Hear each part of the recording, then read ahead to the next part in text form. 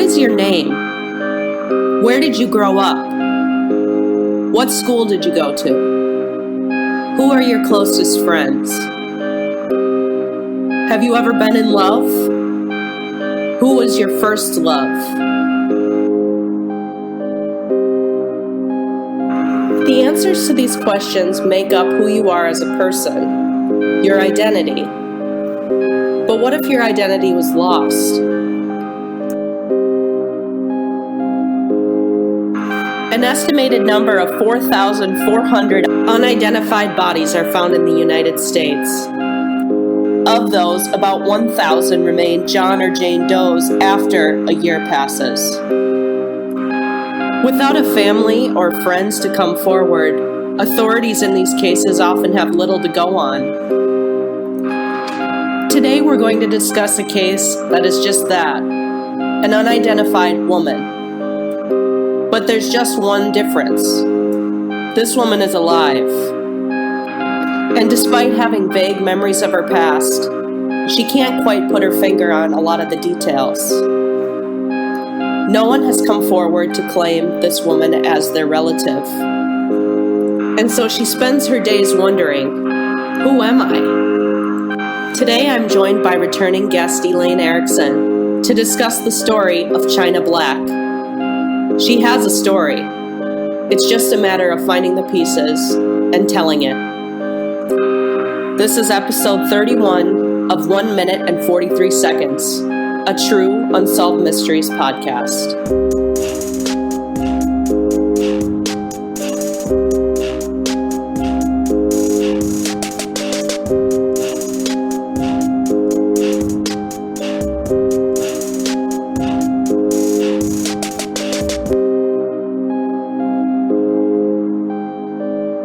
The case I want to talk to you about today is I'm going to build it up a little bit. It's a different kind of case than I've ever covered, and it's very unique. Okay? So throughout my interest in unsolved mysteries, obviously the thing that first really started to intrigue me was unsolved disappearances, of course. Mm-hmm. The concept of somebody just going missing, I always found to be really fascinating in a tragic sort of way, of course.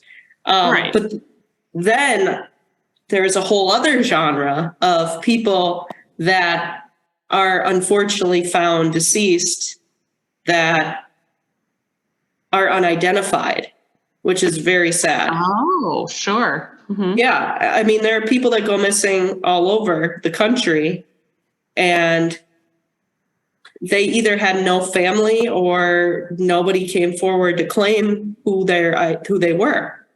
A lot of times they may be sex workers or homeless or things like that. So that was fascinating. But the case I'm talking to you about today is a case of a Jane Doe, but she's alive.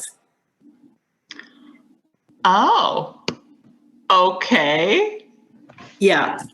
That's unexpected.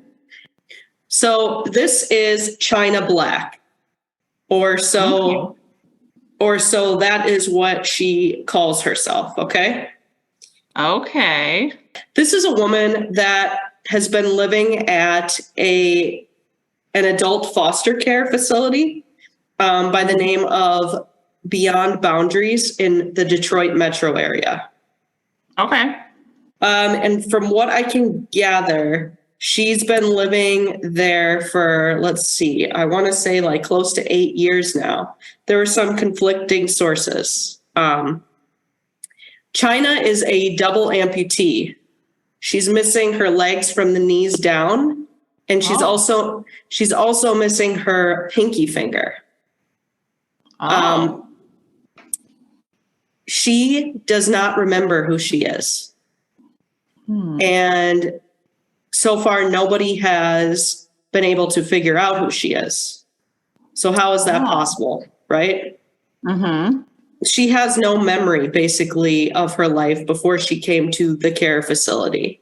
She believes that her name is China Black, but she's also given a few other names that she thinks may be associated with her name. So I thought what I would do for this one is I'm going to show you a quick news clip that was put out by, it's called Click on Detroit. I guess it's a news site. So I wanted to show you a story that they ran, and this ran in 2018. Okay. And it's a little bit of a feature on China Black. Okay. Okay, great. And then we can discuss. She is a living Jane Doe. It's a nightmare not knowing who you is. Years not knowing her true identity. This woman is hoping a detective can help identify her. Now, this Metro Detroit woman says she has a family, including a son. But she does not remember her real name. Defender Karen Drew reveals how a Michigan State police detective will attempt to solve this case. Imagine not knowing who you are, what your real name is. That's the case for a Metro Detroit woman. She is sharing her story and working with police in hopes of discovering her true identity. I'm Detective Krebs. Okay. I'm with the state police. An introduction that could end a long nightmare for this woman. Because it's hard waking up every day and you don't know who you is. Sometimes they have to tell me my name because I forget. China Black, Jonez Johnson, C.J. Jones, all names, aliases this living Jane Doe has used. I work lots of, unidentified remains cases. This is my first living Jane Doe. Detective Sergeant Sarah Krebs handles the missing persons unit for Michigan State Police. Tell me about how you lost your legs. She's interviewing China Black for the first time, gathering information to help identify her. I feel really badly for her. I feel like there's got to be somebody out there that knows exactly who she is. China is a double amputee. She's also missing her left pinky finger. She says she was hit by a drunk driver after leaving McDonald's on Woodward near Wayne State University. Unclear, though, how long ago. That was the event where you lost your memory? Yeah. No one has been able to verify her story. She's lived in an adult foster care home for the past 4 years. Those who care for her say the not knowing has really taken a toll on China. She have her days where she just like to sleep and don't do anything. She'll sometimes refuse food, just don't want to get up. It's believed she grew up in Detroit, may have went to Osborne and Cooley High School. What part of your life do you think that was that you were over on the east side? Growing up like a little girl or when you were older? Okay. China says she was married to a man named Peter Smith, and they have a son named David, who she thinks is living in California. So if you had to guess, how old are you today? 52. Krebs has taken China's DNA to run through CODIS, a criminal database, and in fact is checking China's story. Unfortunately, a lot of the names that she's given are very common names, and that's really hard to decipher. Krebs hopes family, friends recognize her and come forward. We just have to give her name back. I'm just really appealing to the public that if you know who she is, please come forward. Please just let us know. There's no financial responsibility that's going to be added onto your family. The state of Michigan is going to, end up taking care of her. But we need to know, what is her name? What is her social security number? You can't live without that these days. Krebs says she will consider genealogy DNA if no one recognizes China or there are no hits in the CODIS database. If you recognize China, call Michigan State Police. I'm Karen Drew, Local 4 Defenders. There's an awful lot to go on there. Her voice, her face, all the things that we mentioned about her physical. You have to believe somebody watching knows something. And knows who she is. Yeah. Thoughts? Wow. This is just such an unusual case. Agreed. It's very sad to me. Yes, it is. I'm just thinking through all of the pieces of her life where they should be able to track down some information. Yes. When she was as late as when she was admitted to the hospital for this accident she thinks she was in. And then even before that, anybody she ever worked with, before that, the school she attended? Are they checking all the local schools and old yearbook records and anyone who ever worked at those schools, and then even farther back than that? And to say that she thinks she has a son and an ex-husband. That's the part that broke my heart. If that's true. And no one, yeah. So what could have happened? I mean, does she have family that is not coming forward for some reason, or did she lose all of her family? But even losing all of your family, you just encounter so many people in your life. You'd think that someone would be recognizing her. Yeah, there's a lot to unpack with this. Yes. It's possible, and I'm not sure if this was verified. I can't really find it, obviously, but I think she was kind of seen around the Detroit area, and I think it's possible that she was homeless. But that's just speculation. Well, actually, I've got to give credit to the user that posted this on Reddit. It's user recovering spaz 7, but this user says, quote, she had been homeless for a period of time, and it's believed frostbite could have also contributed to the amputations. Oh. So it could be, there's a lot to unpack. So I'll just say that, and I'll let you say what you were going to say. Okay. Well, then I had considered the angle that she was homeless, and that makes me wonder, I guess I don't know a lot about people who are born in a homeless situation, if they're living on the streets, what does that mean for them? Do they, have a social security number in every circumstance? Do they attend school necessarily? Just not having a home or an address or a stable living situation really puts you at risk for not being able to access all of those things. But wouldn't you? I'm sorry. Would make people more recognizable, I guess. But this might be ignorant, but you're saying if she, I don't think she was necessarily homeless when she was born. Okay. Is that what you're I'm asking? wondering, though. Yeah. I mean, what if she was homeless when she was born and has grown up in an inconsistent living situation? That could be, I guess. This may be ignorant, but doesn't social services get involved if it's a minor or something? Honest question. But I think social services would have to know that they're needed. They'd have to track them down or be sought out. And I don't know, this might be ignorant of me as well, but it seems possible that someone could be living on the street and there is no one there to help them because I don't know. Yeah, and there's also other things that could have led to, just because we're speculating, other things that can lead to amputation, like, for example, infections from IV drug use. I've seen that here in Chicago, people with really huge wounds or something like that they are the result of drug use and they don't want to go to the hospital because they don't want to stop using. Right. I'm not saying that was this woman's situation, but no, but that is an event that would cause it. Yeah.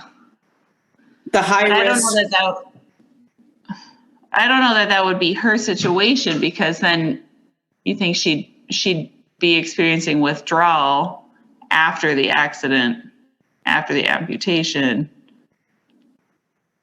And it doesn't seem like that was brought up at all. Yeah, and that was also a point. See, there's a lot of where can we start with this, right? So yeah, there's the whole angle of she had to have gone to a hospital to get that amputation done. Yes. So I wanted to talk to my friend who's a doctor, and she actually worked as a doctor in Detroit. And I want to Oh. ask her, what happens if somebody comes into the hospital and they don't really have an identity? I mean, they obviously can't pay for their care, but Yeah. they have to be But treated. they still treat them, yeah. Yeah, so there's that. There was a lot of good information about this on Reddit, so I was just scrolling to try to see. So I would like to read this, and apologies for the language and the dark nature of this, but there was one user that posted, they say, if you had a patient with that kind of amputation and near global amnesia like that, you'd remember. And the treatment for a patient like that would be extensive. There would be lots of people would have interacted with her. And somebody responded and said, no, I volunteer extensively with the homeless, especially Detroit. You'd be surprised how few fucks are given about poor Black women in hospitals. A homeless Black woman with no insurance, even a newly minted double amputee. I'd bet money they'd likely have her out the door in a wheelchair within the week. No psych consult, no transfer to a rehab facility, not even cab fare or any meaningful effort to find her somewhere to stay. Amputations are very common in the homeless community: injection, drug use, diabetes, frostbite, blah, etc., which I explained. Yeah.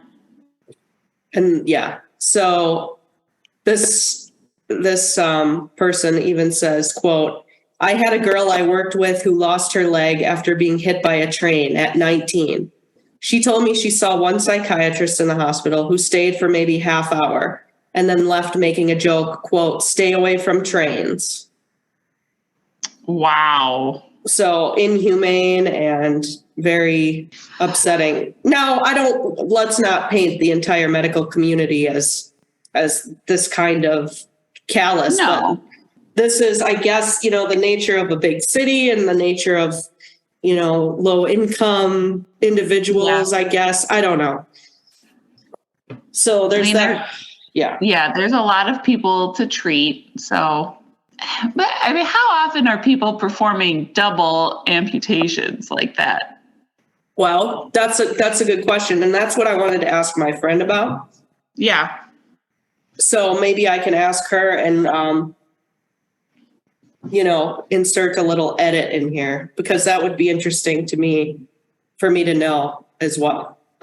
Yeah, I am. Because if it's common in the homeless community, it's possible that, they took her in for this and, they treated it like this person said that she necessarily couldn't pay or something. They maybe have just sent her back out. Mm-hmm. Or maybe she refused. Who knows? Like maybe she refused a psych evaluation or something. I don't know. I don't know enough about the medical protocols and things like that to know for sure what they do in any specific situation. But okay, this is Megan inserting an edit. I spoke to my friend who was a doctor in the Detroit area for a few years, and she did say that amputations, particularly among the homeless population, are quite common due to drug use, infection, diabetes, or other high-risk living situations. Just wanted to put that in. Now back to the show. Right. But even if someone at the hospital who treated her would recognize her, they might not know any more information. She could have arrived and the amnesia could have already set in. And so she didn't know herself then. And so they treated a Jane Doe in the hospital and then released her. And then that doesn't help her any further. We don't know any more information. We just know that she was treated. Yeah. I guess we would know when. That might help. Yeah, and let's talk about this. Oh, go ahead. You go ahead first. So I wonder when. So she's been at this foster facility for 8 years as of the video. Well, as of the video, 4 years, but as of now, it would have now been 8 years because that was Okay. 2018. Yeah. Okay. So now it's been 8 years. So how did she come to live there, I wonder? That is a big question that I have too, because they have to have a record. Now, Right. I almost wonder if she was living on the streets and if she was homeless, maybe these people just agreed to take her in. Right. That might Like be. maybe she was known, because if she's living on the street, she could have been known simply as the name she was given, like China. She could have Yeah. It's not like the people that she's interacting with on the street would necessarily know much about her other than, oh, that's China, she hangs out down here. And Right. so that's my guess, that's how she came to live there, is that she was taken in somehow that way. Mm-hmm. I also wonder if her story has ever been covered nationally. Because she thinks that her son might live in California. I wonder, are they only talking about her story in Detroit, or how far has it gone? That's another question about this whole case. Because I also wonder, is she not even from Detroit? And is there someone who would recognize her from if they talked about this story nationally? Well, I agree with you. It should be covered nationally. Like as many people we can get to see, not we, like I have some sort of power, but as many people that can lay eyes on her and hear her voice, I think the better. But I think according to this, it's believed that she grew up in Detroit, or at least she was like living there for a while, because she was recognized as having been seen around Detroit. Okay. That doesn't mean, though, necessarily that she is. And I wonder for how long, just in her adult life, she was recognized. That's the vibe I got. Did something bring her, like she could have grown up anywhere and then as an adult ended up in Detroit. Right. Also, does she have a memory of being in a car accident outside of this McDonald's? Yeah, and that's where I was going to go next with this, okay? Okay. Is the accident. So that's another thing you would think would have been documented. Yeah. Yeah, there should be a police report of that. There should be something. Now, it could have been a hit and run where somebody hit her. She's homeless. Whoever the person that, maybe she's homeless at the time, and the person that hit her took off. Mm-hmm. And then she's like, she didn't bother to call the police, but you would still think somebody would have called the police. Yeah, if a car hit a person badly enough that it would eventually cause that person to require a double amputation, you'd think like the car would be damaged, or someone would see this woman in incredible pain on the street and call for help. Or in Detroit, it's a busy city. There's a lot of people there. But that's another thing. What if the amputation is like not related? What if the amputation was due to one of the other reasons, like frostbite or whatever else? And this incident with the car, one, either didn't happen. Yeah. And it's just something that her mind came up with. It sounds like whatever it was, whether she had amnesia or whatever, if it caused something, like what I'm getting at is, what if the accident was more minor and her issues are stemming from something else, I guess. Or maybe the accident's not real. So I was just thinking that I wish I knew more about amnesia, because I'm very curious how she can just know nothing, just total 100% amnesia of everything, most everything before this point in her life. She thinks she remembers a son and an ex-husband and certain things like the car accident and the fact that she lives in Detroit. But beyond that, it sounds like she does not know much. So I was just Googling it. Causes of amnesia can include head and brain injuries. So that would fit with a car accident or some other severe accident. Certain drugs, head alcohol, traumatic events. Again, I'm not to throw the homeless population under the bus, but many homeless people do suffer from addictions, drugs or alcohol. They do. Yeah. I mean, it's possible all these things could have happened to this woman. She could have been hit by a car. All these things cause such total amnesia? Like what things cause just a temporary memory loss and what things are more permanent, This sounds like a serious brain injury to cause something so permanent. And that also makes me wonder, is this memory of her son and husband real, or is it possible that a brain injury could make her invent this in some way? Yeah, that's another really good point. So what was I? Yeah, that brings me to another really good comment that I read on Reddit, which was from Murky Conflict 3737. This person says, I wonder about the names of her husband and son.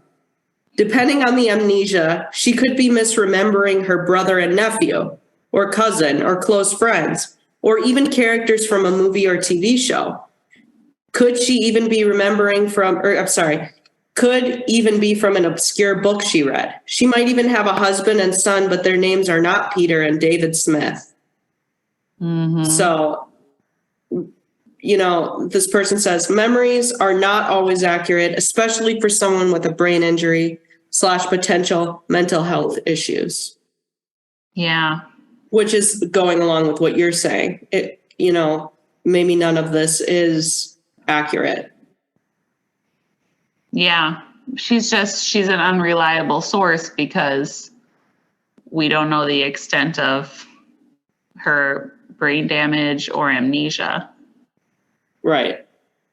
Which makes it a bigger mystery. It's very heartbreaking for someone to just know nothing about themselves. Yeah, and it made me really sad when the woman said that some days she doesn't even want to get up. She just sleeps, Yeah. It's just awful. I mean, because also it's sad if she really does have someone out there and no one's looking for her. Yeah. But that's why I want this to get out more. I want this to be right. I want her face to be, because no one knows this story hardly except for an obscure amount of people. So that's really sad, because this seems like a situation where someone should be able to know something. You can't just live to the age of 52 and no one anywhere recognizes you in any way. It just doesn't seem possible. Even if you've lost every member of your family and every friend in your life, there's just so many people who interact with you. Yeah. I don't know. But it's especially heartbreaking because she thinks that she has a husband and a son, and she knows that they are either not seeking her out or don't know where she is, and that's got to be hard. Or maybe she's even considered the possibility that she is confused and doesn't have a son. And that's also, how do you wrap your brain around what I think I know might not be what is? I think I have a son, but maybe I don't. That would be just to not be able to trust yourself and know that what is in your brain might not be accurate. And that sounds very difficult. Yeah, absolutely. And you know what the thing about this is? I think this could be solved. I think a lot more investigative work can be done on this. And I just think people can do their part to help. I think number one, when I put this episode out, I'm going to try to get as many, like, not for my own gain, like to get people to listen and to learn about this case, but also like different news sources to, and it's not like this is an unidentified person that passed away. This person's alive, Yes. Could we even talk to her? Yes. Someone like that woman interviewed her. Another thing that was suggested, take the yearbooks from these high schools to her and have her look through them, see if anything jogs her memory. Right. Go through the list of students. I know it would be difficult because we don't have an exact year that she may have attended. We don't know which school it could have been, but like, see who's accounted for. You know what I'm saying? Right. Like, oh, so-and-so's works like living in this state and has a wife and is married, working at this company.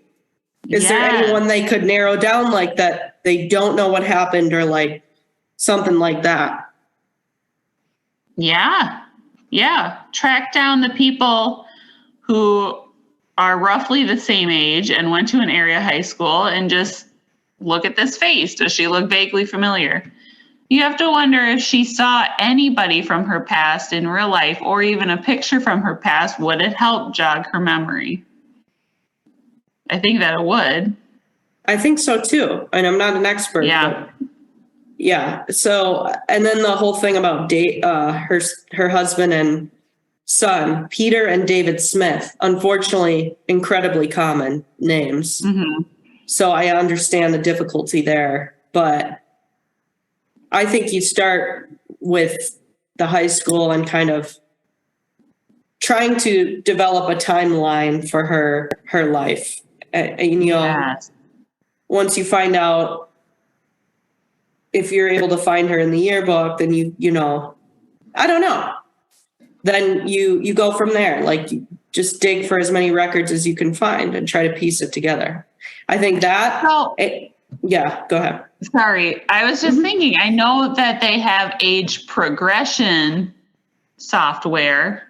Do they have age regression software where they could try to create her face younger and then put that out there? I don't know. That's a really good question. I wonder if that's a thing. Yeah, I don't know. But if anyone knows about age regression, hit us up. It. No, I'm not finding anything offhand. But yeah, I wonder, because they can use the age progression software or whatever they use to help solve cases, to show what people look like when they're older. It seems like there should be a reverse. That's pretty much all I have on this, Elaine. I will say that China is a Black woman. She's assumed to be older than 40 years old. Her DNA profile shows her to be at least 75% Northeast African. Her hair is black and slightly graying. Her ears are pierced. Obviously, because of the loss of her legs, she uses a wheelchair. It's unknown how she arrived at the foster facility. Again, I think that's something that could be found out, that could be investigated. Absolutely. Even if there's got to be, number one, there's got to be records at that facility. Number two, even if, let's say that's an all new staff or something, well, you can find who used to work there. And I think the work can really be done here. So I'm going to say it right now. I'm going to commit to helping to see if I can find out who this is. Mm-hmm. I'm going to use whatever I can do. And absolutely. And I've heard so many cases of people taking these DNA ancestry kits and tracking down lost relatives that they were not aware of. Mm-hmm. If she's done this and she's put her DNA into the system, I feel like there's a good possibility with so many people doing this, we can find some distant relative and go from there, just as a jumping off point. Yep. Absolutely. Well, more to come on this, because I think I'm going to try to do some digging of my own, and maybe we could do a part 2 on this. But for now, Awesome. what we're doing right now is bringing her story to light again. Because other than that, news clip, I haven't found much else about this woman. So we got to blast her out. I mean, she deserves to know at least what happened. Yes. She just deserves to know at least what the answers are. She does.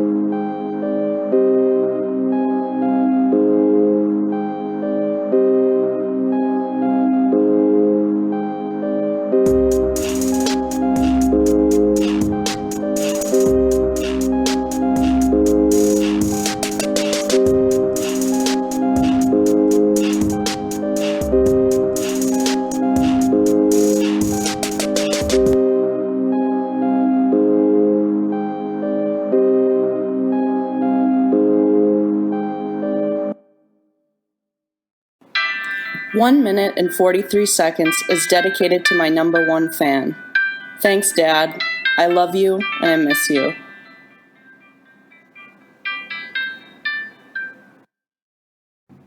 This podcast has been approved by Skipper the Cat. Right, Skippy?